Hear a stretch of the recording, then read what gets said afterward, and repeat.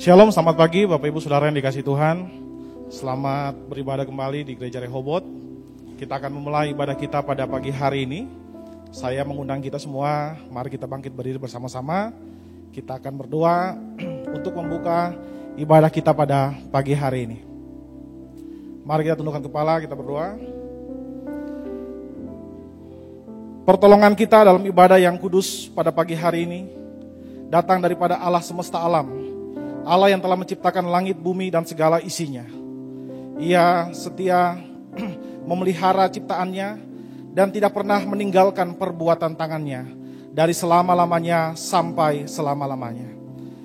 Ya Tuhan Allah Bapa kami bersyukur buat pagi hari yang indah yang Engkau berikan kepada kami ya Tuhan. Terima kasih jika pagi hari ini Engkau berikan kepada kami kesempatan untuk datang menghampiri-Mu Tuhan. Terima kasih buat kesehatan, buat seluruh hal yang baik yang sudah Engkau kerjakan selama minggu ini dalam hidup kami. Dan tiba waktunya kami ingin datang menghampiri Engkau ya Tuhan, untuk bersekutu dengan Engkau dan juga sesama saudara seiman kami. Ya Allah Bapa kami menyerahkan seluruh ibadah ini ke dalam tangan-Mu Tuhan. Engkau berkati semua pelayan Tuhan yang terlibat dalam pelayanan pada pagi hari ini Tuhan. Engkau pakai karunia-karunia mereka sebagai alat kemuliaan bagi nama-Mu Tuhan Yesus. Dan biarlah kami semua sidang jemaat-Mu pada pagi hari ini, kami pun datang membawa hati kami, membawa hidup kami, membawa pikiran kami sebagai persembahan yang hidup dan berkenan kepada Engkau Tuhan Yesus. Terima kasih Bapa, kami serahkan ibadah ini dari permulaan, pertengahan hingga sampai pada akhirnya, hanya dalam nama Bapa, Anak, dan Roh Kudus. Dalam nama Yesus Kristus Tuhan kami berdoa kepada Allah Bapa yang bertahta dalam kerajaan sorga. Haleluya, amin. Shalom keluarga Allah. Shalom. Shalom. Puji Tuhan. Tuhan telah menjadikan hari ini supaya kita dapat bertemu dengan saudara kita. Amin. Yuk kita kasih salam kanan kiri kita. Kita katakan Happy Sunday, Happy Sunday. Kita semua mau sama-sama memuji dan meninggikan Tuhan. Siap bersorak-sorai? Siap memuji Tuhan? Amen. Yang mau meninggikan Tuhan, mari kita sama-sama sorakan. Haleluya.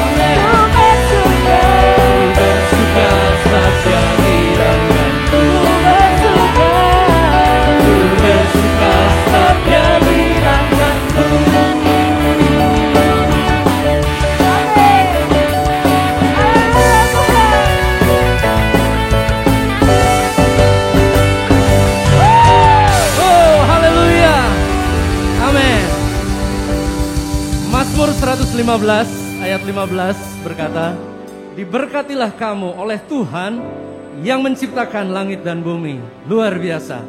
Tuhan yang kita sembah di dalam nama Tuhan Yesus adalah Tuhan yang sanggup melakukan segala perkara. Amin. Amin. Berikan tepuk tangan yang paling meriah lagi buat dia. Aku diberkati oleh Tuhan yang sanggup melakukan segala perkara. Amin.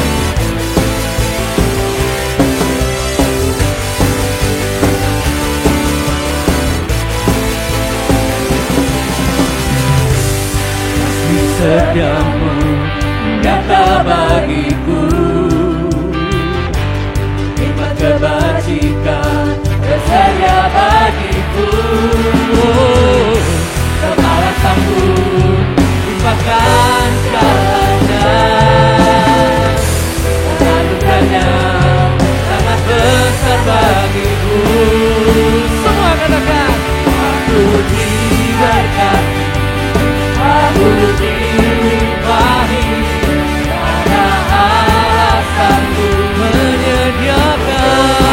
Aku diberkati, aku dilimpahi, atas sempurna anugerah Tuhan bagiku. Tuhan bagiku. Amin. Sama-sama katakan, kasih setiamu nyata bagiku, nikmat kebajikan, nikmat kebajikan tersedia bagiku. Kepala sanggup limpahkan segalanya, dan anugerahnya sangat besar bagiku. Aku diberkati, aku dilimpahi, karena Allah sanggup untuk menyediakan. Aku diberkati, aku dilimpahi, atas semua anugerah Tuhan bagiku.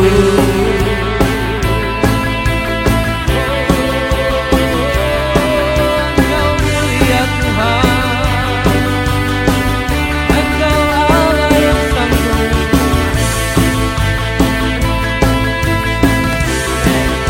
Mari kita sama-sama katakan dengan iman bahwa Tuhan yang memberkati kita adalah Tuhan yang sanggup melakukan segala perkara.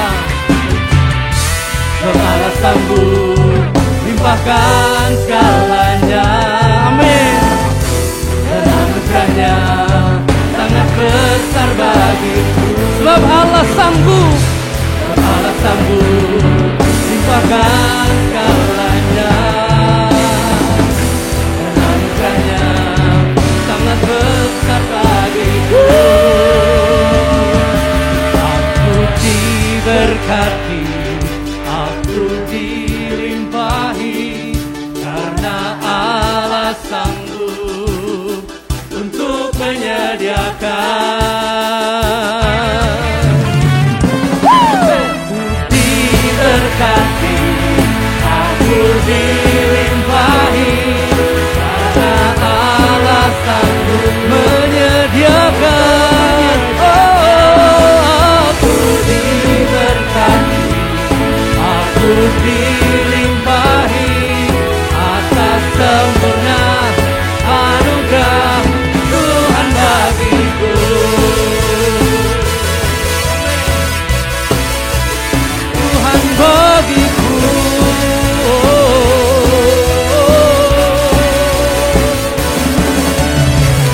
Amin. Haleluya. Beri kemuliaan buat Tuhan. Amin, amin, amin. Apapun pergumulan kita, apapun musim kehidupan kita ingin dipercaya kuasa Tuhan bekerja dalam hidup kita. Amin. Amin. Masa-masa sulit mungkin kita alami, masa penuh tekanan, masa penuh kekhawatiran. Tapi kita yang dipercaya, kita punya Allah yang setia, Allah yang tidak meninggalkan kita. Dia adalah sumber jawaban doa kita. Amin. Amin. Saat ini kita mau menyembah, kita mau meninggikan Tuhan. Karena hanya Dia sumber jawaban doa kita. Amin.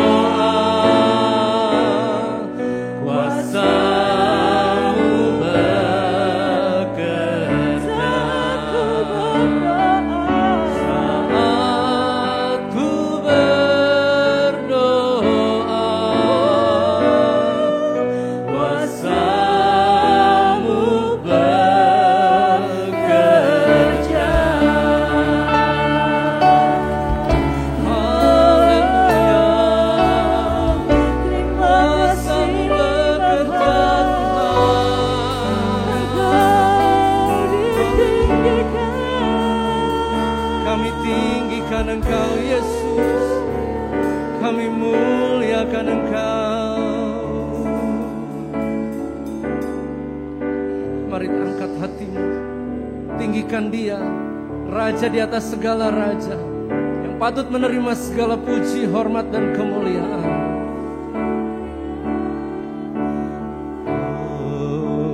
Hosanna in the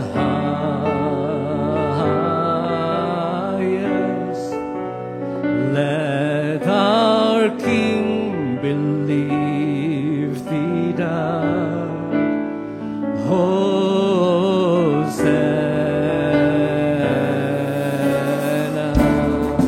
Hosanna.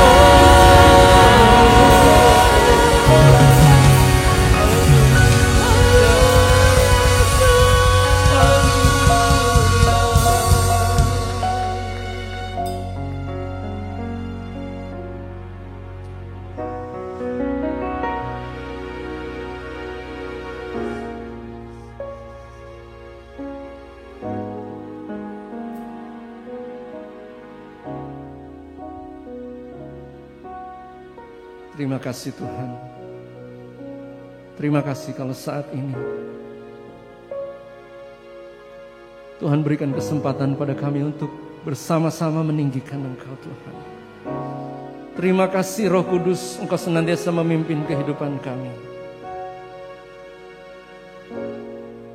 Biarlah hidup kami semakin meninggikan Engkau, Raja di atas segala raja. Allah yang sanggup melakukan segala perkara dalam hidup kami. Biar iman kami semakin mantap Tuhan, semakin naik. Semakin merasakan pertolongan Tuhan, penyertaan Tuhan dalam hidup kami. Terima kasih Bapa, terima kasih. Terpujilah Engkau, Allah yang hidup dahulu, sekarang, dan sampai selama-lamanya. Di dalam nama Tuhan Yesus kami berdoa dan mengucap syukur. Haleluya. Amin. Silakan duduk.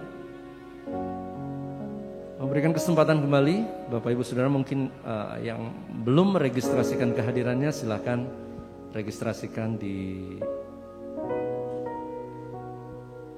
link yang sudah dibagikan di grup jemaat ya. Terima kasih, Tuhan memberkati.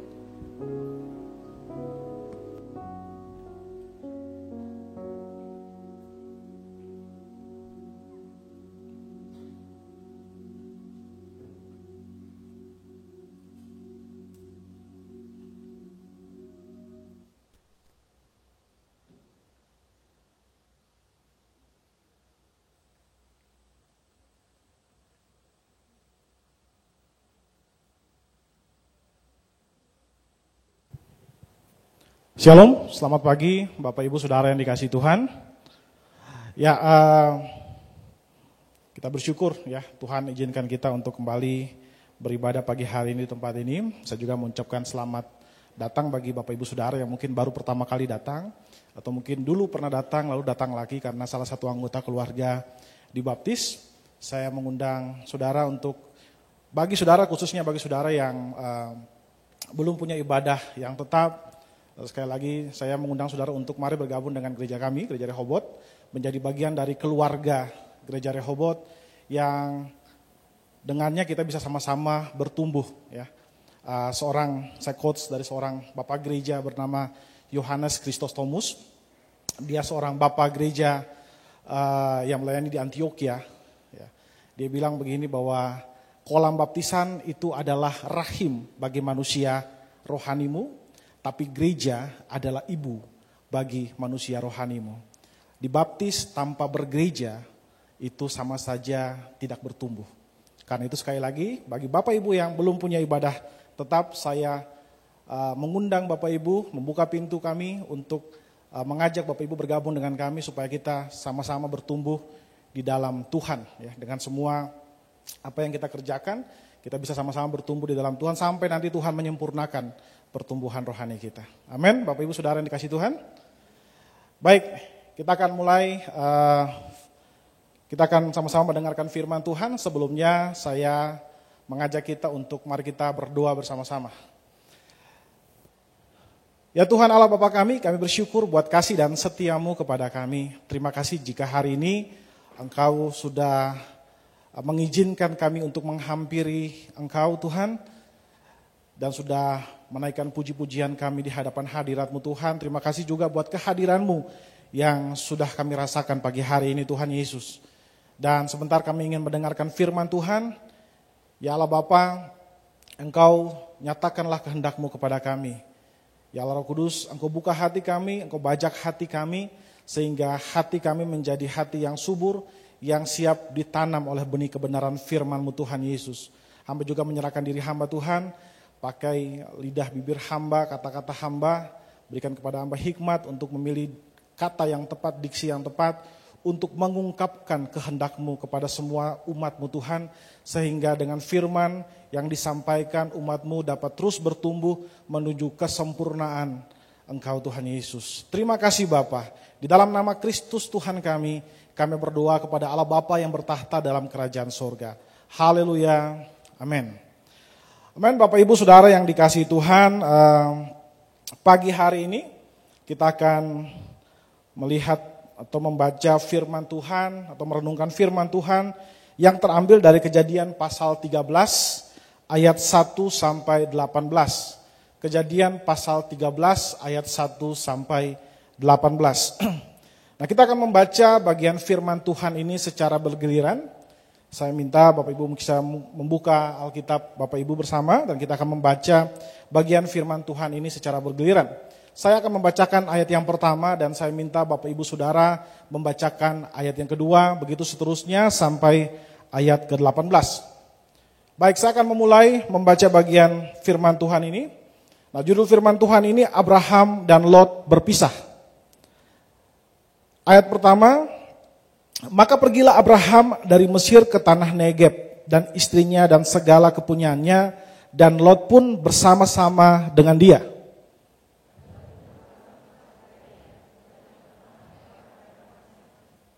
Ia berjalan dari tempat persinggahan ke tempat persinggahan dari tanah Negeb sampai dekat Betel di mana kemahnya mula-mula berdiri antara Betel dan Ai.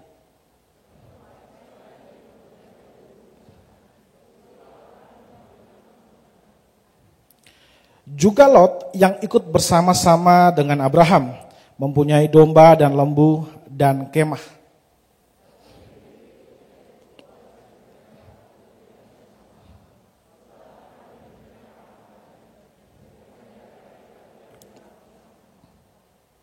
Karena itu terjadilah perkelahian antara para gembala Abram dan para gembala Lot. Waktu itu orang Kanaan dan orang Feris diam di negeri itu.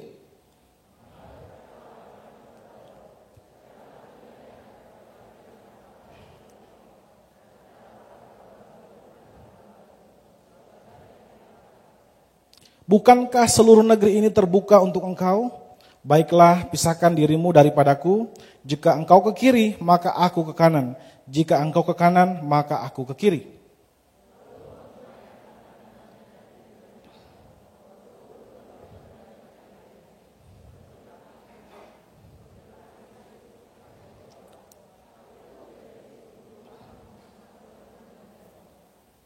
Sebab itu Lot memilih baginya seluruh lembah Yordan itu. Lalu ia berangkat ke sebelah timur dan mereka berpisah.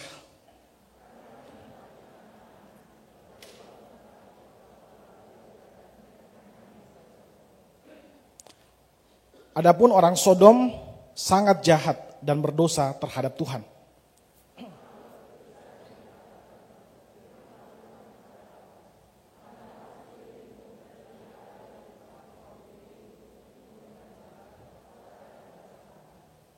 Sebab seluruh negeri yang kau lihat itu akan kuberikan kepadamu dan kepada keturunanmu untuk selama-lamanya.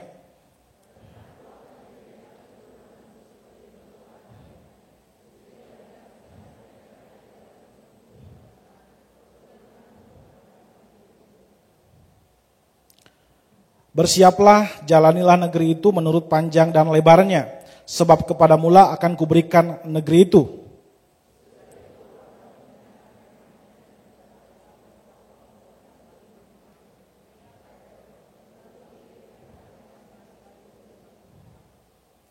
Amin. Demikian firman Tuhan, berbahagialah barang siapa yang mendengarkan dan melakukan dalam kehidupan sehari-hari.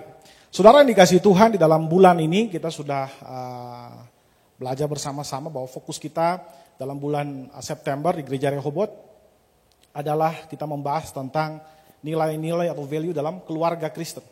Dan kita mengekstrak semua kebenaran-kebenaran firman Tuhan untuk kita gunakan di dalam kehidupan kita, baik dalam kehidupan hubungan keluarga kita maupun dalam hubungan kita dengan sesama manusia.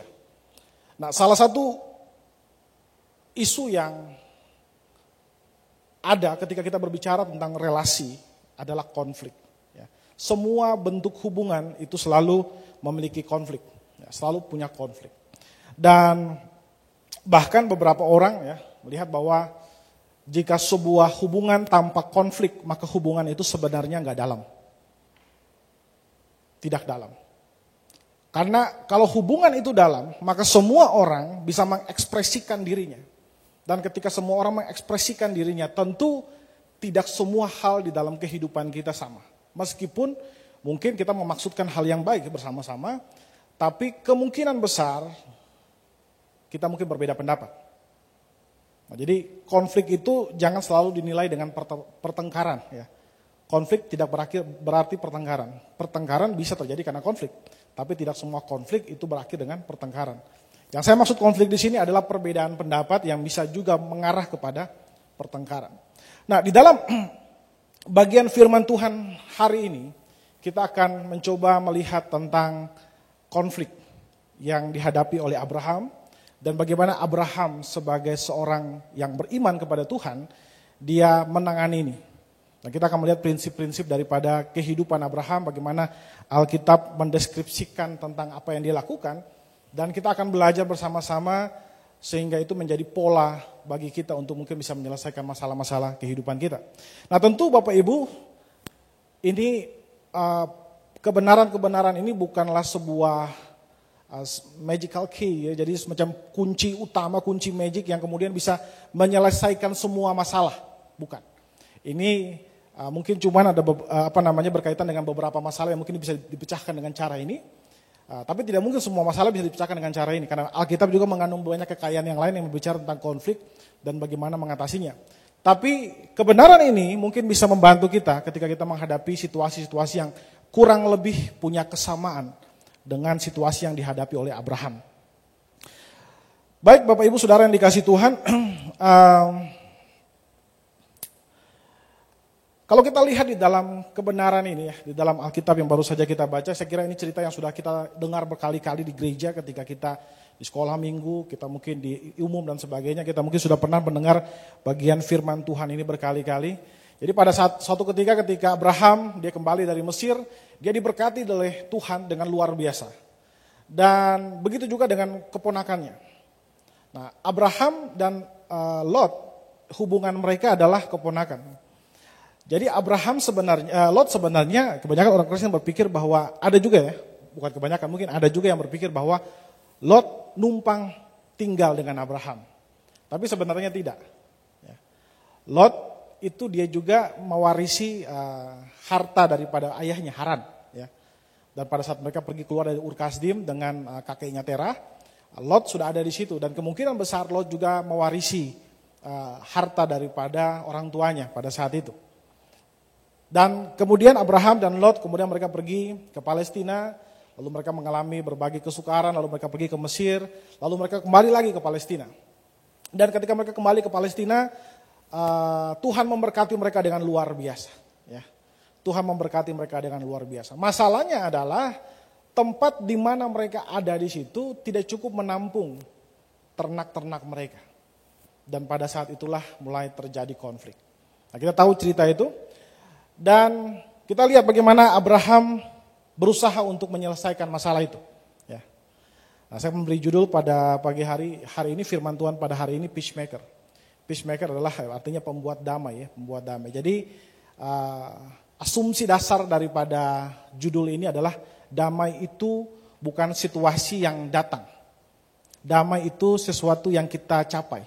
Damai itu sesuatu yang kita bawa, kita ciptakan. Yesus bilang bahwa berbahagialah barang siapa yang menjadi pembawa damai. Jadi damai itu kita ciptakan, bukan sesuatu yang terjadi dengan sendirinya. Dan salah satu cara daripada bagaimana kita menjadi pembawa damai adalah kita melakukan nilai-nilai atau prinsip-prinsip yang diajarkan oleh firman Tuhan. Ya. Baik, lalu apa yang harus dilakukan sebagai seorang pembawa damai?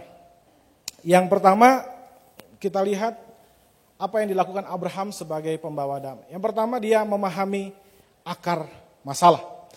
Di dalam ayatnya yang ke-6 sampai 9, dijelaskan di sana, tetapi negeri itu tidak cukup luas bagi mereka untuk diam bersama-sama sebab harta milik mereka amat banyak sehingga mereka tidak dapat diam bersama-sama.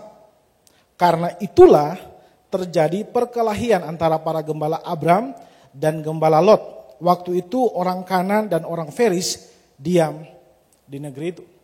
Nah, saudara yang dikasihi Tuhan, ketika masalah terjadi, nah, seringkali kita mulai bingung, ya, atau mungkin kita mulai berfokus kepada isu yang muncul di permukaan. Nah, di dalam konteks ini isu yang muncul di permukaan adalah perkelahian antara gembala-gembala Lot dan gembala-gembala Abram. Itu isu yang muncul di permukaan. Nah, seringkali ketika kita lihat ada konflik, kita cuma lihat isu yang muncul di permukaan. Tapi menariknya ketika Abraham berbicara dengan Lot, mereka mulai melakukan analisa tentang apa yang sebenarnya menjadi sumber masalah. Di ayat yang 9, ya ayat yang 9 itu ya, ayat 8 ya, dibilang gitu. Maka berkatalah Abram kepada Lot, janganlah kiranya ada perkelahian antara aku dan engkau. Dia lihat isunya ada perkelahian. Dan antara gembalaku dan gembalamu sebab kita ini kerabat. Oke? Lalu ayat 9 dia bilang, bukankah seluruh negeri ini terbuka untuk engkau? Baiklah pisahkan dirimu daripadaku. Jika engkau ke kiri maka aku ke kanan, jika engkau ke kanan maka aku ke kiri. Jadi penjelasan Abraham ini mengasumsikan Abraham sudah memahami bahwa letak masalahnya adalah resources yang kurang, sumber daya alam yang kurang untuk menghidupi mereka. Dan karena itu mereka harus berbagi di situ.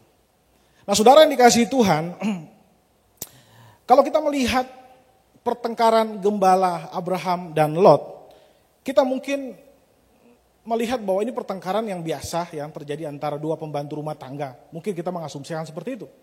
Tapi kalau saudara lihat ini bukan pertengkaran yang biasa. Ini pertengkaran yang bisa saja berakhir dengan perang saudara. Nah, saudara ingat bahwa ketika Abraham, nanti kisah berikutnya itu ya, Abraham suatu ketika Lot itu kan dia pindah ke Sodom, dan kemudian ada kerajaan raja-raja dari timur, mereka menginvasi tempat tinggal Lot, dan Lot di bawah. Lalu kemudian berita itu sampai kepada Abraham. Abraham kemudian melakukan pengejaran terhadap orang-orang yang merampas Lot itu dan menawan Lot.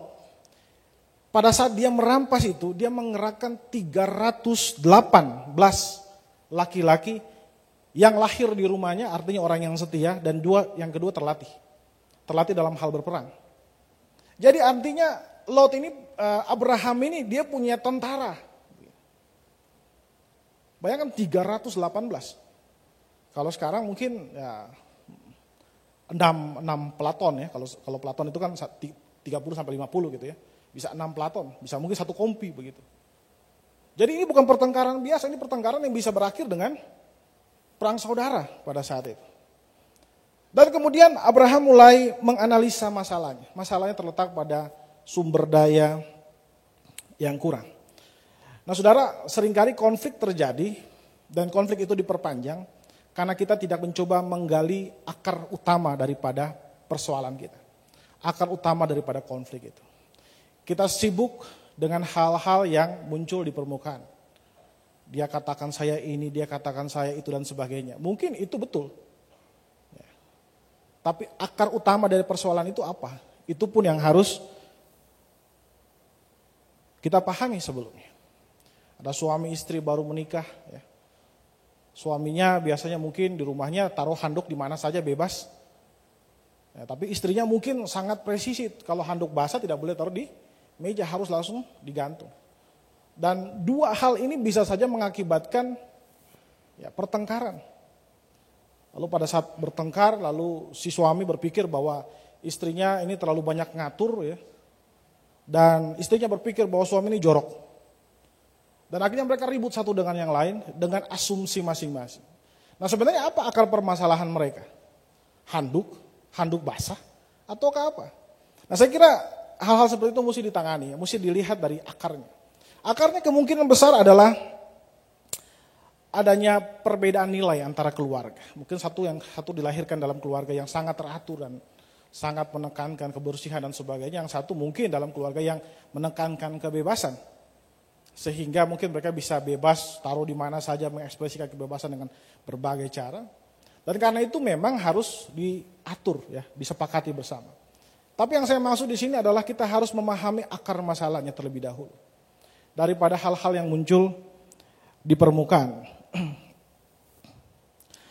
Nah, Bapak Ibu Saudara yang dikasihi Tuhan, ketika kita tidak lagi fokus dengan akar masalah, maka biasanya kita fokus dengan hal-hal yang ya kita bilang receh, ya. Hal-hal yang di atas. Dia katakan saya begini, dia bilang keluarga saya begini, keluarga kamu memang gak ada aturan, keluarga kamu yang aneh, kaku dan sebagainya. Kita mungkin bisa saling memberikan label kepada keluarga masing-masing atau orang lain dan sebagainya. Dan akhirnya konflik terus bertambah. Kenapa? Karena kita tidak fokus dengan masalah yang sebenarnya, akar masalahnya. Apalagi sampai kepada pelabelan. Kita memberikan label kepada orang lain, ya mungkin keluarga kita, mungkin teman kita, dan label itu kadang-kadang kita percaya. Meskipun orang itu sudah berubah, kita lebih percaya label yang kita tempelkan kepada dia daripada fakta bahwa dia sudah berubah. Nah, saudara yang dikasihi Tuhan, karena itu penting bagi kita untuk belajar memahami masalah. Jangan terkecoh dengan hal-hal yang receh. Jangan terkecoh dengan hal-hal yang muncul di permukaan. Memang saudara kadang-kadang kalau orang bertengkar itu kan, dia mungkin akan pilih kata yang paling menyakitkan untuk menyakiti lawannya. Dan seringkali ketika kata itu sudah dilepaskan, dia masuk ke hati kita itu susah dihapus.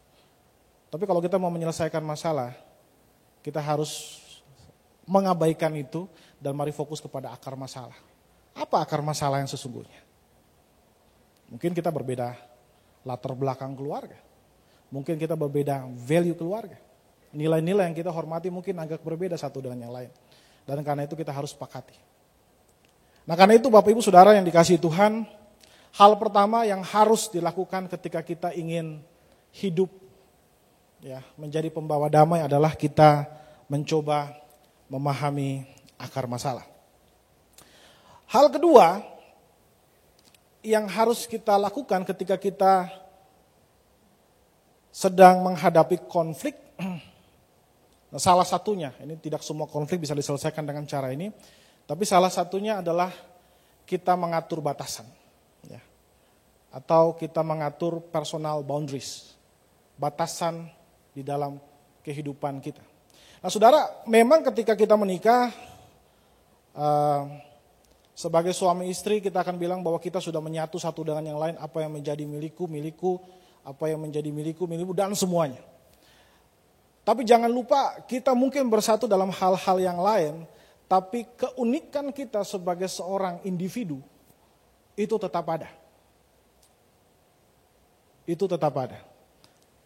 Dan keunikan-keunikan inilah yang mungkin harus kita sepakati sejauh mana kita bisa masuk, ya, mempengaruhi pasangan kita, sejauh mana kita bisa mengintervensi dan sebagainya. Nah, kalau tidak ada batasan, maka hal itu akan menjadi sesuatu yang bumerang bagi kita. Ya. Di dalam ayat yang baru saja kita baca ini, ada isu di sana. Isunya adalah mereka tinggal bersama-sama, ya sudah mungkin mereka biasa berbagi bersama-sama. Ini kan isu ya, kalau misalnya tinggal satu rumah dengan 2 keluarga, 3 kepala keluarga, tinggal sama-sama satu rumah begitu. Kita mungkin sama-sama cuci dari mesin cuci yang sama, ngambil dari sumber air yang sama dan sebagainya. Nah kalau jumlahnya masih sedikit, sumber dayanya masih banyak, mungkin tidak begitu masalah. Tapi begitu jumlah orang sudah banyak, sumber dayanya terbatas, pada saat itulah ada masalah. Dan masalah yang sama itu juga dihadapi oleh Abraham dan Lot. Abraham dan Lot mungkin sekian lamanya mereka join sama-sama, dapat sumur, mereka minum dari sumur yang sama, ya. Mungkin waktu ternak mereka masih sedikit, ya mereka tidak ada masalah. Tapi ketika ternak mereka sudah mulai banyak, pada saat itulah timbul masalah. Ya. Dan memang saudara, ketika kita bicara tentang relasi, kita harus juga menentukan boundaries, ya, batasan. Batasan di mana orang lain bisa masuk dalam kehidupan kita, batasan di mana orang lain harus stop di area itu. Tuhan Yesus juga dia memberikan batasan. Ya, dia memberikan batasan. Saudara ingat ketika orang Gerasa, ketika disembuhkan oleh Tuhan Yesus, dia ingin datang menghampiri Tuhan Yesus dan bilang, saya mau ikut Tuhan. Tuhan bilang, enggak, kamu kembali ke kota. Lalu saudara ingat ketika Tuhan Yesus bertransfigurasi, ya, dia menyatakan kemuliaannya. Dari 12 murid, hanya 3 orang yang diizinkan untuk melihat transfigurasi dia. Jadi Tuhan Yesus memberikan batasan. Dan batasan yang paling ekstrim yang mungkin pernah kita lihat ketika dia mengusir orang-orang dari Bait Allah. Dia memberikan garis yang tegas, karena Bait Allah itu tempat kudus Allah, rumah Tuhan. Tapi mereka menjadikannya salah, mereka melewati batas. Dan Tuhan Yesus memberikan batasan. Nah, semua orang, kalau kita mau hidup dalam kesehatan mental yang baik, maka kita harus memberikan batasan. Sejauh mana ipar kita atau adik kita bisa menginap di rumah kita. Boleh nggak dia nginap di rumah kita? Berapa hari dia nginap di rumah kita? Kalau ada orang masuk, boleh nggak dia masuk sampai ke dapur? Ataukah dia harus sampai ke ruang tamu saja? Itu boundaries yang kita buat. Dan orang yang tidak mengatur boundariesnya, ya personal boundaries, ada begitu banyak personal boundaries, ya ada material, ada waktu dan sebagainya. Ya, kita bisa ngatur itu. Mungkin saudara bisa mungkin browsing dan untuk lihat bagaimana healthy boundaries, ya, boundaries yang sehat itu bagaimana. Nah, jadi harus mengatur batasan. Orang yang tidak mengatur batasan, maka dia akan mudah, ya, tidak nyaman. Dia akan mudah gelisah. Seorang dokter psikologi, ya, dari namanya Rebecca Ray, dia dari Australia, dari seorang psikolog klinis. Dia bilang bahwa salah satu penyebab dari banyak gangguan emosi dalam kehidupan sehari-hari adalah tidak adanya boundaries. Ketika saudara sudah menikah, saudara punya teman saudara, saudara bisa menghabiskan waktu dengan teman saudara. Sejauh mana saudara mengatur waktu itu, ya, memberikan waktu. Mungkin kalau dulu ya sampai malam bisa, tapi setelah menikah tentu kita bikin batasan. Dan itu harus diatur.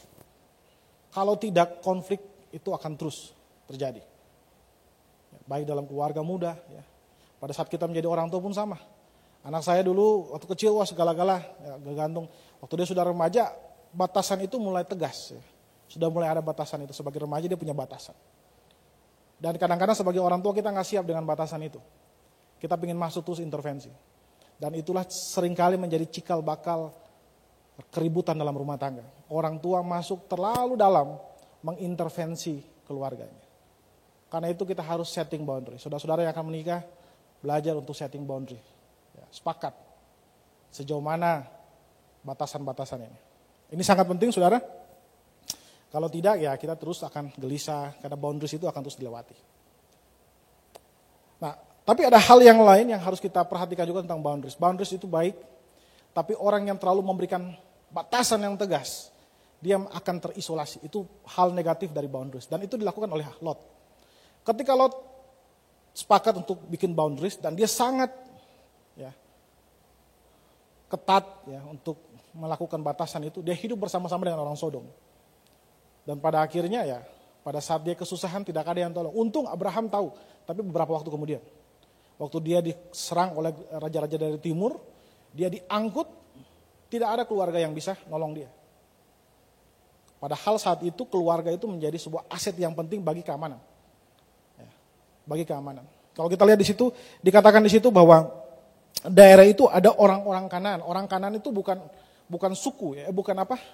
Bukan satu kelompok, itu beberapa suku yang diikat oleh tali kekeluargaan di mana semua mereka adalah anak dari Kanaan. Jadi kalau memisahkan diri, Lot memisahkan diri secara terputus dengan Abraham, itu mau bunuh diri. Itu bunuh diri. Karena dia akan dihabiskan oleh keluarga-keluarga yang besar. Nah karena itu hati-hati dengan membuat boundaries. Boundaries itu baik, tapi kalau boundaries itu kita terlalu fokus dengan boundaries itu bisa membuat kita terisolasi. Dan kita akan putus hubungan dengan keluarga besar kita. Jadi sangat hati-hati dalam menentukan boundaries. Baik, yang terakhir, bagaimana Abraham menyelesaikan masalah, bagaimana Abraham menjadi seorang peacemaker pada saat itu, yaitu dia menerima keunikan masing-masing. Saudara, ketika Abraham memberikan pilihan itu kepada Lot, maka Lot bukan saja harus memilih apa yang dimiliki oleh diri Lot sendiri, tapi dia juga menentukan apa yang akan dimiliki oleh Abraham. Nah kebanyakan kita mungkin berpikir bahwa Lot ini kurang ajar. Ya. Dia tinggal bersama-sama dengan Abraham, kemudian dia, ya betul secara istilahnya etika, kita akan melihat bahwa dia harus memberikan yang baik ya bagi orang lebih tua, tentu saja itu. Tapi saya kira Abraham juga memahami Lot dengan baik. Abraham tahu benar apa yang akan dipilih Lot.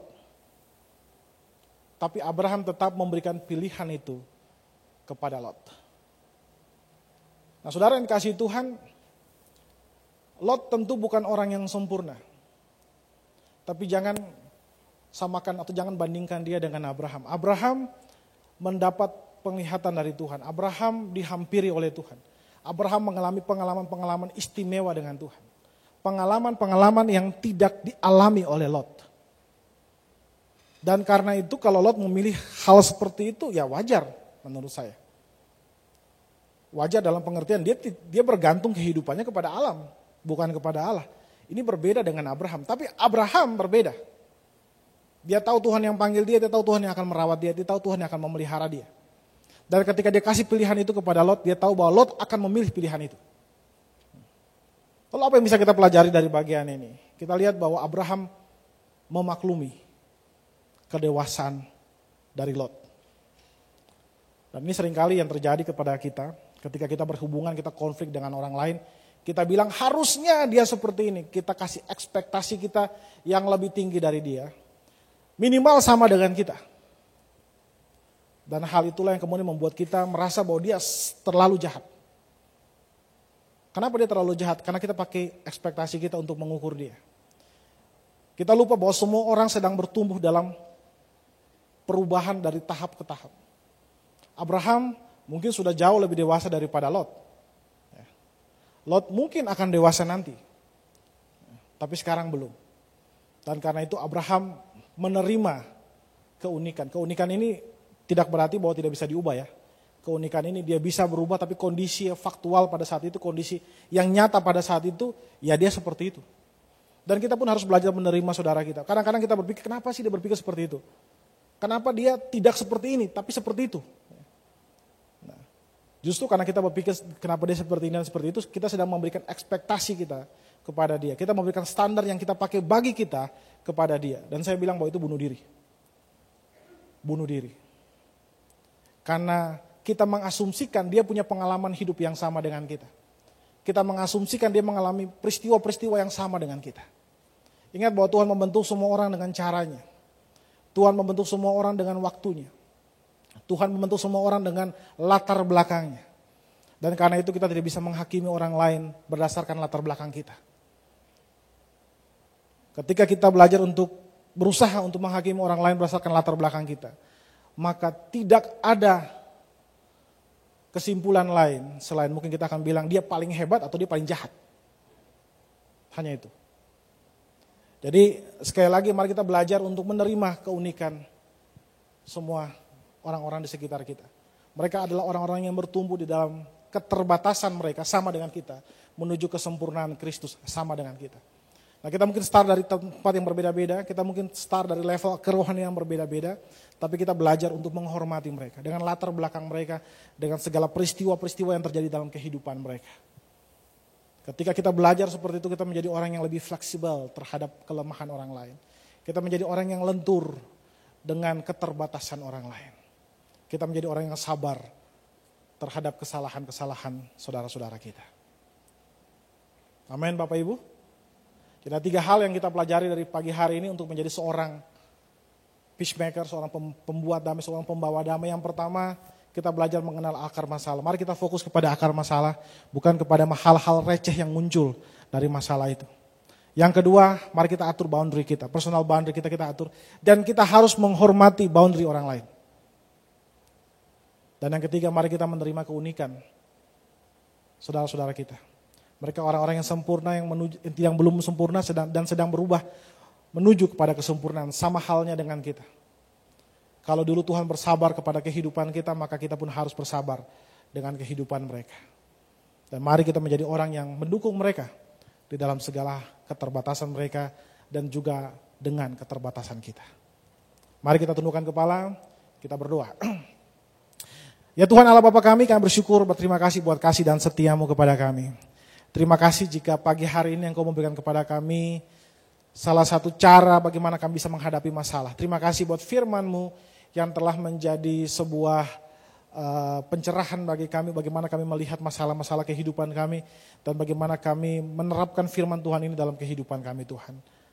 Ampuni kami jika kami bersalah dalam banyak hal, khususnya dalam hubungan kami, ketika kami melihat firman Tuhan ini dan kami berkaca pada relasi kami, hubungan-hubungan kami, baik dengan keluarga kami, maupun dengan teman-teman kami minta maaf, kami minta ampun kepada Engkau Tuhan Yesus, ampuni kami dan ajar kami terus untuk terus mengasihi saudara-saudara kami, sehingga kami terus bertumbuh di dalam Engkau menuju kesempurnaan Kristus seperti yang Kau harapkan Tuhan.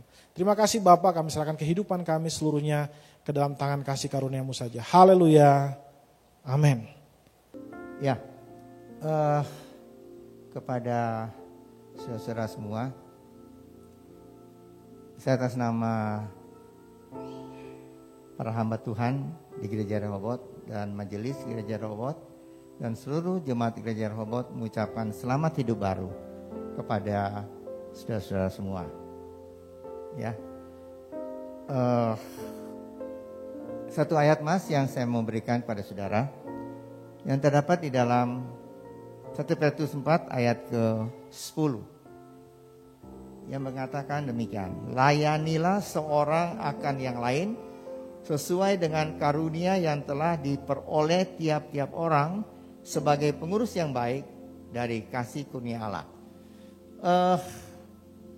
Terus terang kemarin waktu kami berjumpa dengan saudara-saudara yang mau dibaptis, ya saudara semua, saya senang sekali bahwa mendengar bahwa dari 12 saudara kita itu kira-kira 8 atau 9 sudah mulai melayani dan sudah melayani. Puji Tuhan.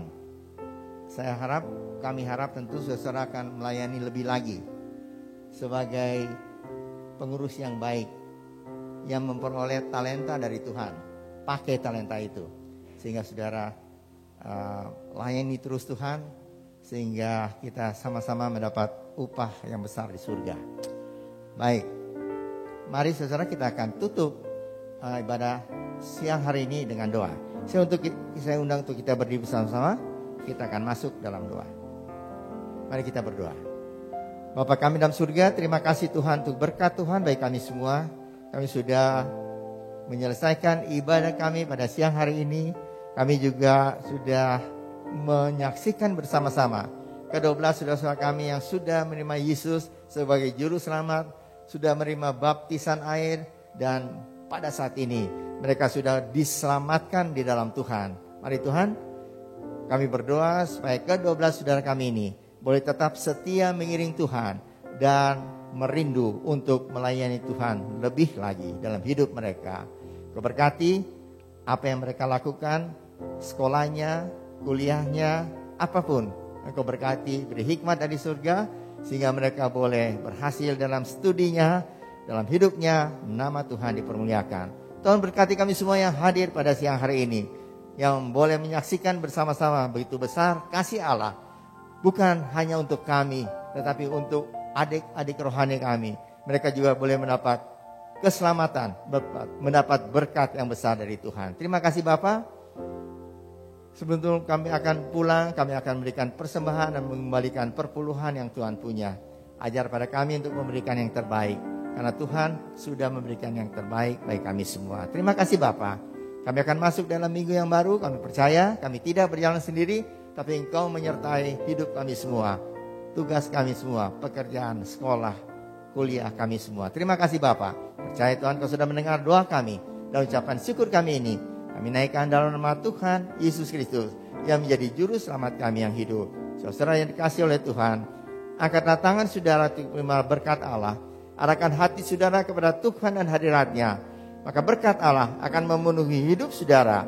Berkat Allah akan memenuhi keluarga saudara. Berkat Allah akan memenuhi kesehatan saudara. Berkat Allah akan memenuhi pekerjaan saudara. Dan jadilah berkat dimanapun saudara berada. Dan saudara terimalah berkat dari Allah Bapa, kasih karunia dan damai sejahtera dari Tuhan Yesus Kristus, dan persekutuan Allah Roh Kudus menyertai saudara sekalian mulai hari ini sehingga Maranatha, Tuhan Yesus datang kembali. Amin. Bapa, terima kasih. Bapa, terima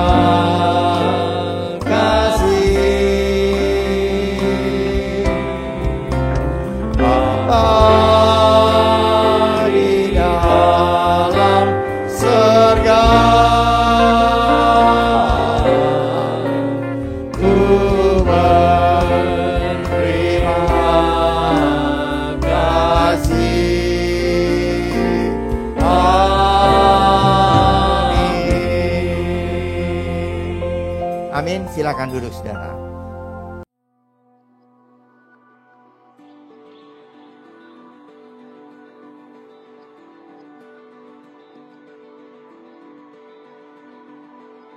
Bekerja bukan hanya sebuah usaha untuk memenuhi kebutuhan hidup. Bukan kegiatan biasa yang rutin setiap hari kita kerjakan. Bekerja harusnya memiliki makna lain yang lebih tinggi.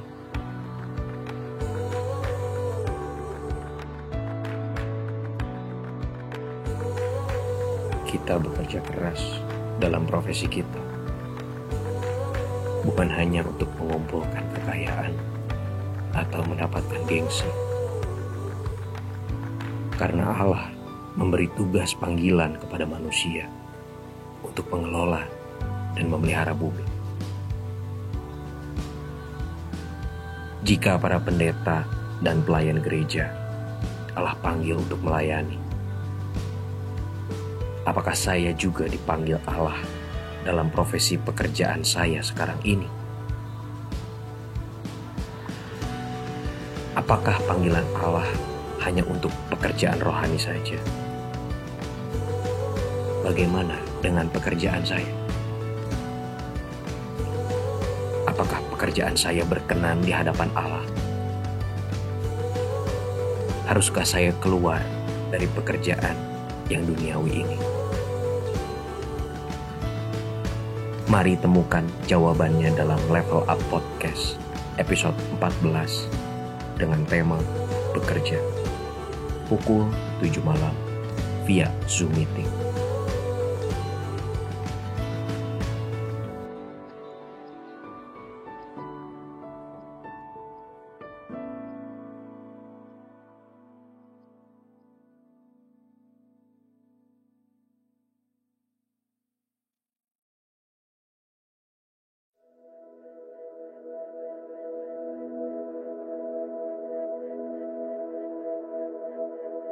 Tetapi waktu kita mengikut Tuhan dan terjadi hal-hal yang luar biasa di dalam kehidupan kita, kita takjub, kita kagum, kita heran, dan kita makin ingin mengenal Tuhan.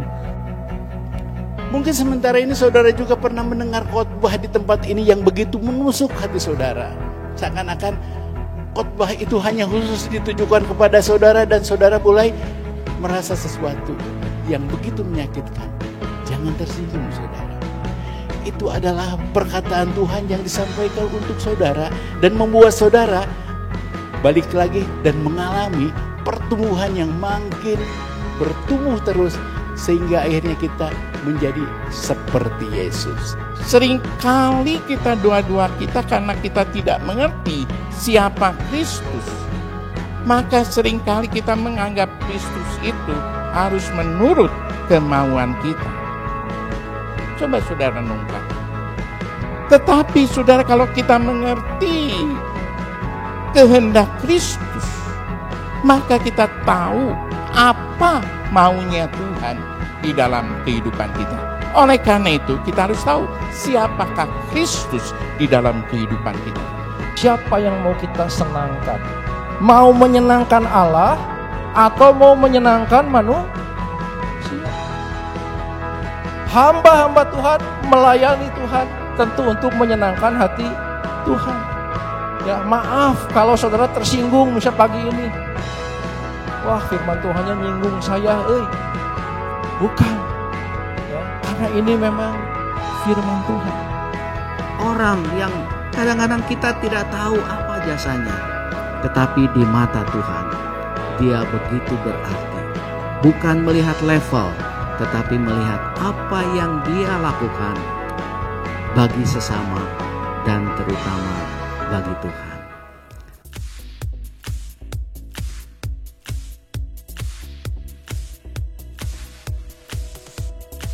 Tapi semakin saya berjalan bersama dengan Tuhan, mengalami banyak peristiwa, Tuhan mengubah bukan hati orang lain, tapi yang Tuhan ubah itu justru hati saya. Tujuan Yesus mati di kayu salib buat kamu dan buat saya adalah untuk merubah status kita dari yang tadi pertama saya sebutkan sebagai seorang sinner, sebagai seorang pendosa, menjadi orang yang dibenarkan oleh Allah, menjadi orang yang benar di hadapan Allah. Tapi kalau kita mempunyai iman yang lebih mendalam dan mengerti, maka kita tahu bahwa seperti firman Allah berkata, Tuhan akan menyatakan kemuliaan yang lebih lagi dari sebelumnya. Bukan hanya sekedar sakit sembuh, tetapi meninggal, mati, dan bangkit. Kemuliaan lebih lagi. Tuhan bilang, aku itu menciptakan kamu untuk berkuasa di bumi. Seperti kejadian tadi.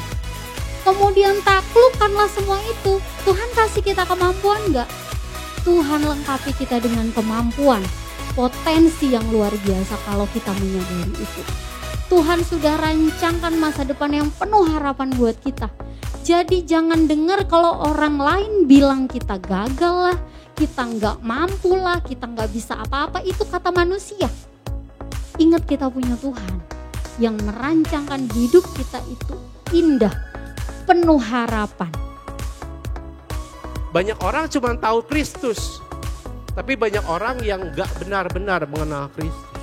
Banyak orang yang mau terlihat baik dengan pergi ke gereja setiap hari Minggu, terlihat baik dengan mengikuti kebaktian setiap hari Minggu, tetapi mereka mengabaikan pengenalan akan Kristus yang sejati. Shalom saudara, kembali berjumpa di Ibadah Gereja Rehoboth Jemaat Bandung. Kami sangat senang Anda hadir di sini. Mari beribadah secara onsite di Kebaktian Umum 1 atau Kebaktian Umum 2 dengan tetap menjaga protokol kesehatan. Rekaman ibadah dapat Anda akses di YouTube channel Gereja Rehoboth Jemaat Bandung mulai pukul 5 sore. Sepanjang bulan September, kita akan dibekali firman Tuhan seputar kehidupan keluarga. Hadirilah ibadah setiap minggunya.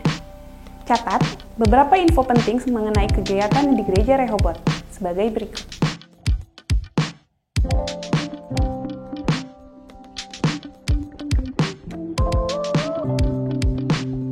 Persembahan dan perpuluhan dapat diberikan saat ibadah onsite maupun online melalui QR Code dan nomor rekening yang tersedia.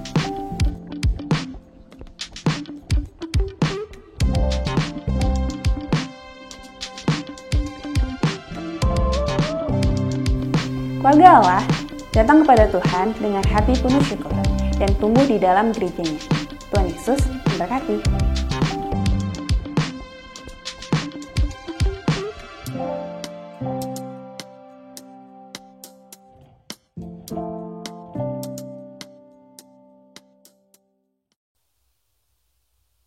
Anda telah selesai mengikuti ibadah online Gereja Rehoboth. Jangan lupa untuk like dan subscribe, dan ketuk lonceng untuk notifikasi pemberitahuan info-info berikutnya. Selamat hari Minggu, Tuhan Yesus memberkati.